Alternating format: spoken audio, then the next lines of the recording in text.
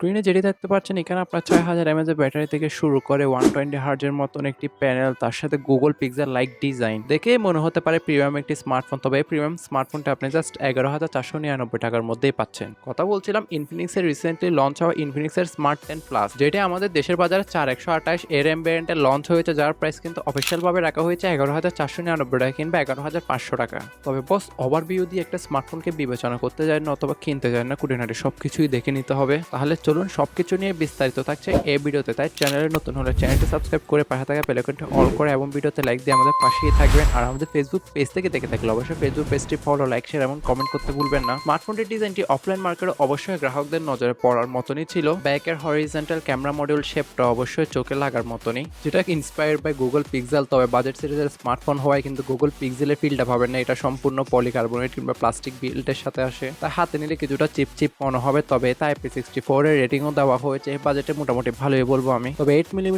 Thickness এবং 198 গ্রাম ওজনের সাথে আসা স্মার্টফোনটির ভেতরে দেওয়া হয়েছে 6000 mAh এর ম্যাসিভ একটি ব্যাটারি। এক কথা যারা লং লাস্টিং একটা স্মার্টফোন খুঁজছেন তারা কিন্তু স্মার্টফোনটি অবশ্যই দেখতে পারেন। আর এটিকে চার্জ করার জন্য তো 18 ওয়াটের ফাস্ট চার্জিং ব্রেক ওটা বক্সে দেওয়া হবে, সেপারেটলি বাই করতে হবে না, যার ফলে মোটামুটি 1.5-2 দিনের মতন একটাই ব্যাটারি ব্যাকআপ আপনি ইজিলি পেয়ে যাবেন নর্মাল ইউজে। আর ফিজিক্যাল ওভারভিউর দিকে দেখেন তাহলে কারণ আপনি সেকেন্ডারি নয়েজ ক্যান্সেলেশন মাইক ছাড়া বাকি সবকিছুই দেখতে পাবেন। ইন্টারেস্টিং ফিউচারের মধ্যে কিন্তু আলট্রা লিঙ্ক ফ্রি কলের অপশনটা এখানে আপনি পাবেন, যার ফলে ব্লুটুথের মাধ্যমে কিন্তু 20 মিটার রেঞ্জের মধ্যে আপনি সবার সাথে ফ্রিলি কথা বলতে পারবেন। ডিসপ্লের ব্যাপারটাও আমার মোটামুটি ইন্টারেস্টিং লেগেছে একটা বিষয় ছাড়া, কারণ এর ফ্রন্টে 6.67 ইঞ্চি মাপের আপনার HD+ রেজুলেশনের 120 হার্জ রিফ্রেশের যুক্ত একটা IPS LCD প্যানেল ইউজ করা হয়েছে, যার পাঁচ হলে কিন্তু আপনার ডাইনামিক বারের একটা ফিউচারও দেওয়া হয়েছে, সাথে 240 হার্জের কিন্তু টাচ স্যাম্পলিং রেট। তবে এর HD+ রেজুলেশনটা আসলে মাননযোগ্য ছিল না আমি মনে করি। তবে বাজেটের মধ্যে সেটা গ্রহণযোগ্য থাকলেও কিন্তু বর্তমানে এই বাজেটে অনেকগুলো স্মার্টফোনে কিন্তু ফুল HD+ রেজুলেশনের ডিসপ্লে দিচ্ছে, ফলে ডিটেলসের একটা ভালো ঘাটতি দেখা দিবে। তার সাথে 120 হার্জ রিফ্রেশ রেটটা আপনার অথেন্টিক না সব ক্ষেত্রে কাজ করবে তা না, তবে 19 হার্জ থেকে বেটার। তবে লো বাজারের স্মার্টফোনগুলোকে চেনা আরেকটি পরিচিত হলো তাদের চীন এবং বেজেল, এতেও তার ব্যতিক্রম নেই।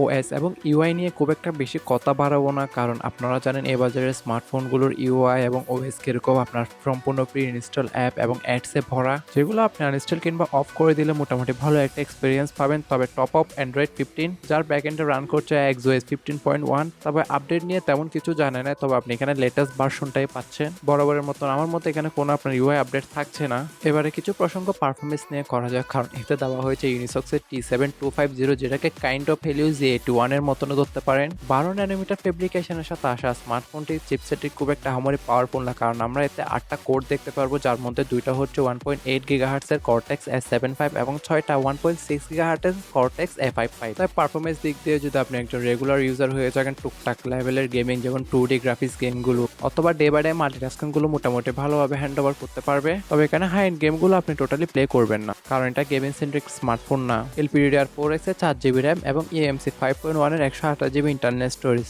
ঠিক আছে, তবে র্যাম এখানে কিছুটা কম লেগেছে আমার। তাই আপনাকে যেসব অ্যাপসের যদি লাইট ভার্সন থেকে থাকে সেগুলো ইউজ করলে তাহলে র্যাম ম্যানেজমেন্টে মোটামুটি চালানযোগ্য। তবে ভার্চুয়ালি 4GB র্যাম এক্সপেন্ডেবল করা গেলেও আহামরি তেমন খুব একটা কাজ আসবে না। সিকিউরিটির জন্য সে আগের মতনই সাইড মাউন্টে ফিঙ্গারপ্রিন্ট সেন্সর, তার সাথে টুকটাক কিছু এজেন্সিয়াল সেন্সর। এবারে সবশেষে তার ক্যামেরা নিয়ে বলা যাক। ব্যাকে ডিউল ক্যামেরা সেটআপ দেখতে পাচ্ছেন, তবে গাজার সেন্সর একটাই 8 মেগাপিক্সেলের প্রাইমারি সেন্সরটি, দেন ফ্রন্টও কিন্তু 8 মেগাপিক্সেলের একটি central punch selfie camera. Back camera কিংবা ওভারঅল ক্যামেরা কোয়ালিটি নিয়ে এক বাক্যে বললে আমি বলবো যে আপনি প্রপার লাইট কন্ডিশনে কিংবা ডে লাইট কন্ডিশনে ভালো ছবিগুলোই তুলতে পারবেন। তবে ছবির ডিটেলস, ডাইনামিক রেঞ্জ এগুলো খুব একটা ভালো পাবেন না। এই বাজেটে অন্য 10টার মতনই রেজাল্ট দিবে আপনাকে ডিসেন্ট টাইপের। আর সেন্সর সাইজটা কিন্তু ছোট হওয়ায় রাতের বেলা ভালো ছবি একদম এক্সপেকটেশন করিয়েন না। সাথে উভয় ক্যামেরা দ্বারা আপনি সর্বোচ্চ 2K তে 30 fps ভিডিওগুলো শুট করতে পারবেন, তবে থাকছে না কোনো OIS। ওভারঅল স্মার্টফোনটি কাদের জন্য আমি মনে করি আপনারা যারা একটি বড় ব্যাটারি তার সাথে একটি বড় ডিসপ্লে খুঁজছেন আর পাশাপাশি সুন্দর একটা ডিজাইন, তাহলে তারা অবশ্যই দেখতে পারেন। আদারওয়াইজ এই বাজেটে কিন্তু বাজারে